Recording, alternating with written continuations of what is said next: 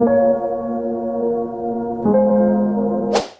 ay ginugunita natin si Santa Monica, ang ina sa isa sa pinakadakilang santo ng simbahan, si San Agustin. Bago pa man naging santo si San Agustin, namuhay siya na malayo sa Diyos at niyakap ang makamundong pamumuhay na nagdulot ng matinding kalungkutan at pag-aalala sa kanyang ina. Hindi sinukuan ni Santa Monica ang kanyang anak. Walang pagod siyang nanalangin para sa pagbabalik loob at pagbabago ng kanyang anak na si Agustin. Tiniis niya ang lahat ng luha at dalamhati ng mahabang panahon. Ang kanyang pananampalataya ay hindi natinag. Pero sa huli, nagbunga din ang lahat ng kanyang panalangin nang sa wakas niyakap ng kanyang anak na si Agustin ang pananampalataya at pagbabalik loob sa Diyos at naging isang tanyag na santo ng buong simbahan. Ang kwento ni Santa Monica ay isang makapangyarihang paalaala sa lakas ng pagmamahal ng isang ina at ang kapangyarihan ng walang tigil na panalangin. Totoo ngang hindi kayang tiisin ng isang ina ang kanyang anak. Lahat ay gagawin ng ina para sa ikabubuti ng kanyang anak. Ipinapakita ni Santa Monica sa atin ngayon na huwag tayong mawala ng pag-asa, bagkus magkaroon ng mas malalim pa na pananampalataya sa Diyos.